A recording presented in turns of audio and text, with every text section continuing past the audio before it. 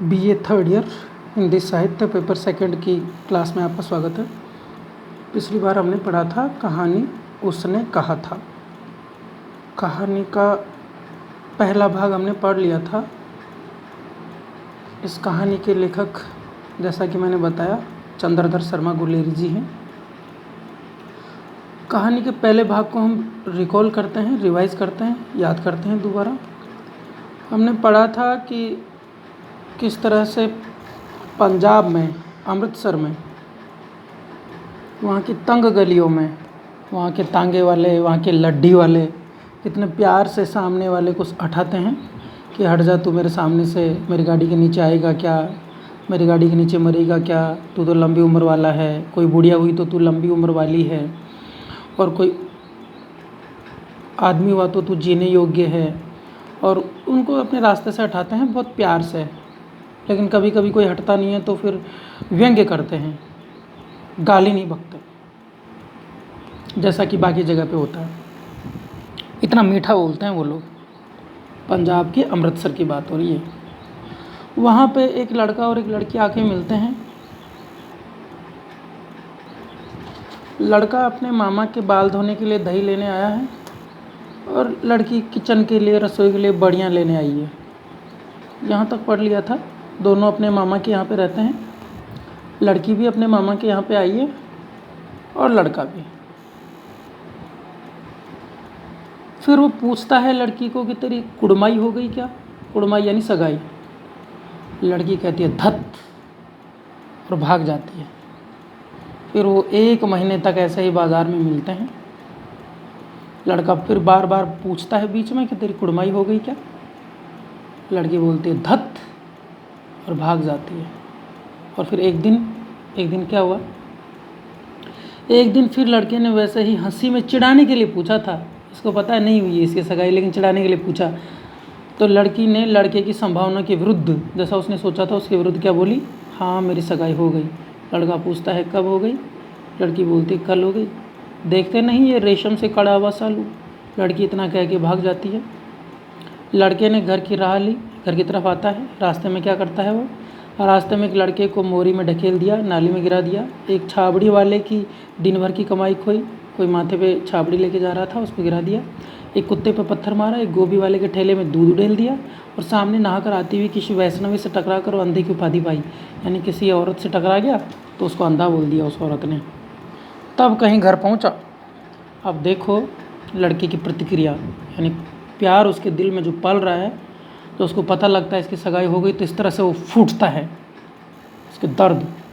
अब इसका दूसरा पार्ट देखो, यहाँ से हम शुरू करते हैं। पहला पार्ट एकदम खत्म। अब देखो दूसरा पार्ट एकदम नया, एकदम अलग। उस जो पहला पार्ट था उससे कोई जुड़ाव ही नहीं है। दूसरा सीन है एकदम डिफरेंट सीन, युद्ध का सीन देखो। राम राम, यह भी कोई लड़ाई है। दिन रात खंदकों में बैठे बैठे हड्डियाँ अकड़ गई। लुधियाने से 10 गुना जाड़ा। लुधियाना पंजाब में है, वहाँ खूब ठंड पड़ती है, और पंजाब से भी 10 गुना ज़्यादा ठंडाई है। ये बात कहाँ की है, ये बात है यूरोप की, जर्मनी और इंग्लैंड की इस बाउंड्री की। अब इस थोड़ा सा हम इसको आगे पढ़ लेते हैं, फिर इसकी बैकग्राउंड बताएंगे। लुधियाने से 10 गुना ज़्यादा सर्दी है, और मेह यानी बरसात, और बर्फ़ ऊपर से गिर रही है, बर्फ़ गिर रही है। पिंडलियों तक कीचड़ में धंसे हुए हैं। गनीम कहीं दिखता नहीं। घंटे 2 घंटे में कान के पर्दे फाड़ने वाले धमाके के साथ सारी खंदक हिल जाती है। उधर से गोले आते हैं तोप के, बम के, और 100-100 गज ज़मीन उछल पड़ती है। बम गिरता है तो 100 फीट ऊपर तक ज़मीन चली जाती है उछल के, मिट्टी। इस गैबी बोलते हैं परदेसी, दूसरे दो परदेसी होता दूसरे का, पराया दूसरे का। गांव में गैबी एक गाली भी होती है, गैबी तो गाबी होता है पराया दूसरे का। इस गैबी गोली से बचे तो कोई लड़े, दूसरे की तरफ से जो गोली आ रही है उससे कोई बचे तो लड़े। गांव में औरतों की गाली भी होती है, गैबी, बाप खाना, गैबी, है ना, निपुता निपुती। तो गैबी यानी, वैसे जब अगर कोई औरत गाली दे तो गैबी का मतलब पराया, लेकिन यहाँ पे गैबी का अर्थ आएगा दुश्मन की गोली। नगरकोट का जलजला सुना था। भारत में एक जगह है नगरकोट, वहाँ का जलजला, वहाँ का तूफान सुना था। यहाँ दिन में 25 ज़लज़ले होते हैं। अब देखो इसको थोड़ा समझते हैं हम। ये बात है 1915 की, जब ये कहानी लिखी गई। आप सबको ये जो इतिहास के बच्चे हैं उनको तो खासकर पता होगा कि सन 1914 से 1918 तक फर्स्ट वर्ल्ड वार लड़ा गया था, जिसको बोलते हैं प्रथम विश्व युद्ध। और इस विश्व युद्ध में भारत की सेना, चूँकि भारत तो गुलाम था अंग्रेज़ों का, तो अंग्रेज़ों की तरफ से लड़ने गई थी। भारत की सेना अंग्रेज़ों की तरफ से लड़ने गई थी, और अंग्रेज़ों के दुश्मन थे जर्मनी वाले। फ्रांस और इंग्लैंड एक तरफ था, और जर्मनी और शुरू में इटली और ये बाकी देश एक तरफ थे टर्की वगैरह। तो भारतीय सेना इंग्लैंड के सपोर्ट में लड़ रही थी जर्मनी के खिलाफ। तो ये वहाँ का सीन है यूरोप का। अब आइए आगे देखते हैं। जो कहीं खंदक से बाहर साफा या कोहनी निकल गई तो चटाक से गोली लगती है। खंदक खोद देते हैं ना, कमर के जितना खोद देते हैं सिपाही, और उसमें बोरियां लगा देते हैं एक तरफ, और उसमें छिप के गोलियां चलाते हैं, तो उसको खंदक बोलते हैं। जो खाई खोदते हैं ना कमर की जितनी, माथे की जितनी 4-5 फीट की, बॉर्डर पिक्चर में देखी होगी या फिल्मों में देखी होगी। तो अगर थोड़ी सी कोहनी भी बाहर निकल गई तो गोली आगे लगती है चटाक से। ना मालूम बेईमान मिट्टी में लेटे हुए हैं या कि पत्तियों में छिपे हुए हैं, पता ही नहीं दुश्मन कहाँ छिपा हुआ है। एक दूसरे के आमने सामने पड़े हैं, गोलियाँ चल रही है। लहना सिंह और 3 दिन हैं, 4 तो खंदक में ही बिता दिए। परसों रिलीफ आ जाएगी, दूसरी टुकड़ी आ जाएगी। ये एक नाम आया पहला। अब से पहले किसी का नाम नहीं आया कहानी में। कहानी में 4 नाम है मुख्य बस। लहना सिंह ये इसका नायक है, हीरो है। वो बच्चा जो दूध लेने आता था, जो उस लड़की से प्यार करता था, उसकी सगाई हो गई, वो लहना सिंह है। अब देखो पहली कहानी का ऐसे कोई रिलेशन नहीं है, लेकिन अब जुड़ जाएगी कहानियाँ ये। लहना सिंह और 3 दिन हैं, 4 तो खंदक में ही बिता दिए। परसों रिलीफ आ जाएगी और फिर 7 दिन की छुट्टी। अपने हाथों झटका करेंगे, यानी मुर्गा बकरा काटेंगे और पेट भरकर खाकर सो रहेंगे उसी फिरंगी मेम के बाग में। किसके बाग में सोएंगे? वो अंग्रेजन है ना, अंग्रेजन फिरंगी यानी अंग्रेज मेम साहब के बाग में। मलमल की सी हरी घास है, फल और दूध की बरसात कर देती है वो फिरंगी मेम। लाख कहते हैं लेकिन दाम नहीं लेती, कहती है तुम राजा हो, मेरे मुल्क को बचाने आए हो। देशभक्ति थी उसमें। वो जो अंग्रेज़ लेडी थी वो इनसे पैसा नहीं लेती, फल दूध खाना सब देती है और पैसा नहीं लेती है। बोलती है कि तुम तो राजा हो, मेरे देश को बचाने आए हो। आगे देखो। हाँ, 4 दिन तक पलक नहीं झपी, बिना फेरे घोड़ा बिगड़ता है और बिना लड़े सिपाही। 4 दिन हो गया, लड़ाई चल रही है आमने सामने की, सामने दुश्मन है। मुझे तो संगीन चढ़ाकर मार्च का हुक्म मिल जाए, संगीन बंदूकों को बोलते हैं। मुझे तो बंदूक चढ़ाकर मार्च यानी आगे बढ़ने, मार्च यानी आगे बढ़ना, लड़ाई करना, दुश्मन से लड़ाई करना। फिर 7 जर्मनों को अकेला मारकर न लौटूँ तो मुझे दरबार साहब की देहली पर मत्था टेकना नसीब ना हो। अकेला 7 को मार के आऊँगा। जर्मनी से लड़ाई हो रही है, जर्मन वालों से। जर्मन की आगे ना देखो, जर्मन पाजी कहीं के कलों के घोड़े संगीन देखते ही मुंह फाड़ देते हैं और पैर पकड़ने लगते हैं। पाजी भी एक गाली है। बोल रहे हैं कि जब जर्मनी के सिपाहियों के ऊपर हम अपने घोड़े, जो ट्रिगर होता है उसको घोड़ा बोलते हैं, जिससे गोली चलती है, संगीन यानी बंदूक, यानी जब घोड़े और ट्रिगर और बंदूक देखते ही मुंह फाड़ देते हैं, डरते हैं जर्मनी वाले और हमारे पैर पकड़ने लगते हैं। और यूँ अंधेरे में 30-30 मन का गोला फेंकते हैं। आमने सामने की लड़ाई में तो पैर पकड़ते हैं, डरते हैं, और अंधेरे में तो बम फेंकते हैं 30-30 मन के। उस दिन धावा किया था, 4 मील तक एक भी जर्मन वालों को नहीं छोड़ा था। पीछे जनरल साहब ने हटाने का कमान दिया, नहीं तो सीधे बर्लिन पहुंच जाते, जर्मनी की राजधानी। क्यों? सूबेदार हजारा सिंह ने मुस्कुरा कर कहा। ये दूसरा नाम आया, याद रखना पड़ेगा ये, इनके बिना उत्तर नहीं लिख पाओगे। हजारा सिंह, पहले आया लहना सिंह, ये इनका सूबेदार है। सूबेदार बड़ी पोस्ट होती है, जिस कमांडर होता है, जिसके अंडर में सारी कमांड होती है। 300 मील का सामना है। एक तरफ बढ़ गए तो क्या होगा, इतनी लंबी बाउंड्री है, एक जगह आगे चले गए तो बाकी जगह से घेर कर मार देंगे। तो ये बोल रहा है कि भैया वहाँ तक पहुँचना आसान नहीं है, बर्लिन तक, राजधानी तक। सूबेदार जी सच है, लहना सिंह बोला। अब से पहले ये लेना ही बोल रहा था कि वहाँ तक पहुँच जाता, मार देता, ये करता वो करता। ये बोल रहा है सच है, पर करें क्या, हड्डियों में जाड़ा धस गया है, सूर्य निकलता नहीं और खाई में दोनों तरफ से चंबे की बावलियों के से सोते झर रहे हैं। पानी है, ठंडक है, बर्फ़ गिर रही है।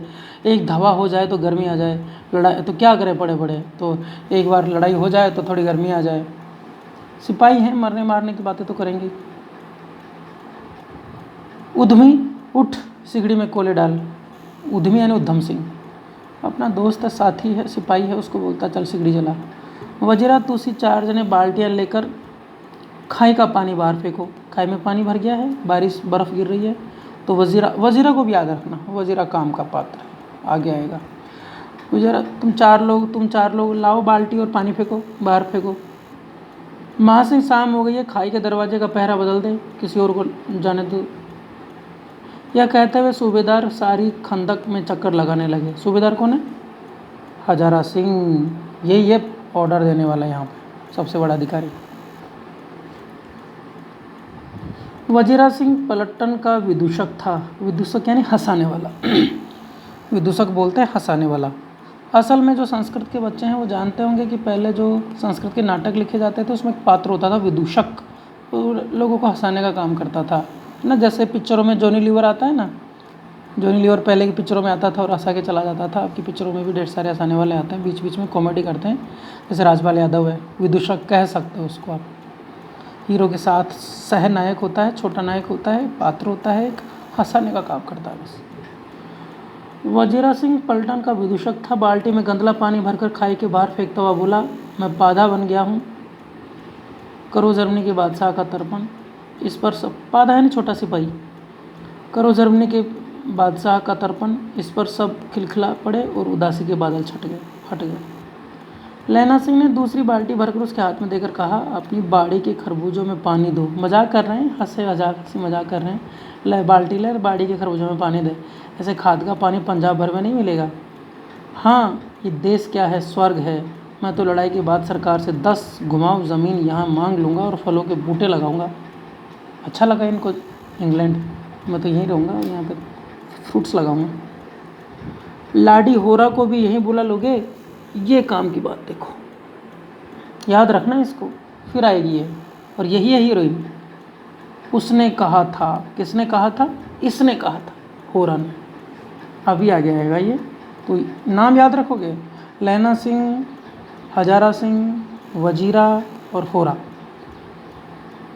एक और आएगा बोधा सिंह, वो काम का नहीं है, लेकिन ये 4 पर्याप्त है, इनसे काम चल जाएगा।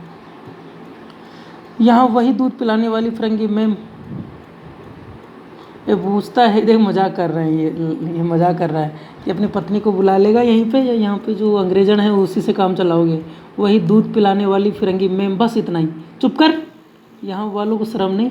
और देखो उसने मजाक कर रहे हैं कि अपने घर से अपनी पत्नी को बुलाएगा, होरा को।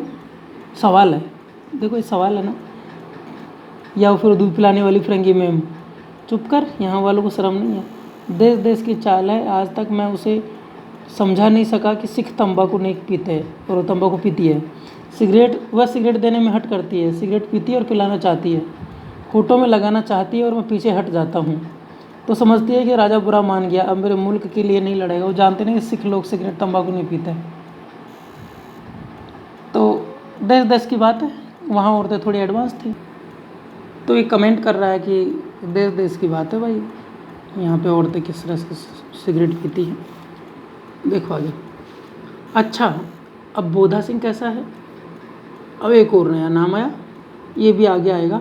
कौन है अभी देख लो। कोई बोधा सिंह है, सिपाही है, अच्छा है। जैसे मैं जानता ही ना हूँ,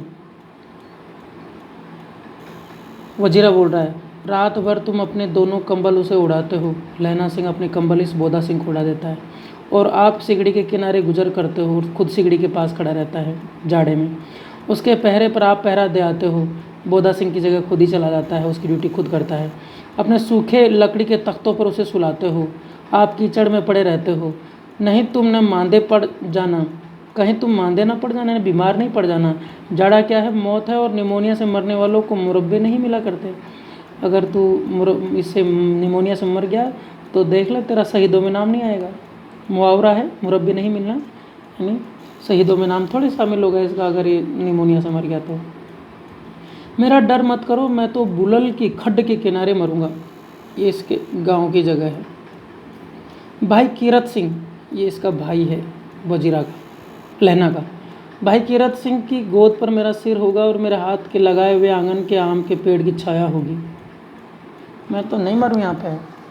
लहना सिंह बोल रहा है, लहना ही था वो बच्चा 5 साल का जिसको उस लड़की से प्रेम हो गया था, वो लहना सिंह है।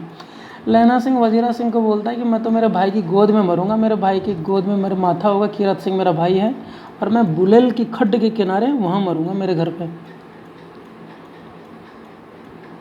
वजीरा सिंह ने त्योरी चढ़ाकर कहा, क्या मरने मारने की बातें लगाई हैं, मरे जर्मन और तुर्क। हाँ भाइयों कुछ गाओ। आप देखो इसमें ये जब गाना गाते हैं ना तो एक बहुत गंदा गाना गाते हैं, इसमें गालियाँ ही गालियाँ हैं। अपनी सिलेबस में अपने काट दिया इस किताब में उसको, क्योंकि बच्चों को ऐसी गालियाँ पढ़ा नहीं सकते ना, इसलिए तो उस पूरे गाने को काट दिया। अगर आप नेट पे पढ़ोगे, ओरिजिनल पढ़ोगे, तो पूरा गंदा सा गाना आएगा जिसमें गालियाँ ही गालियाँ भरी है। तो यहाँ पे उसको लिखना उचित नहीं लगा, इसलिए लेखक ने काट दिया। कौन जानता था कि दाढ़ियों वाले घर बारी यानी गृहस्थ कैसे लुच्चों जैसा गीत गाएंगे। पर सारी खंदक गीत से गूंज उठी और सिपाही फिर ताजे हो गए, मानो 4 दिन से सोते और मौजी करते रहे। आज की क्लास यहीं तक, आगे हम पढ़ेंगे नेक्स्ट क्लास में।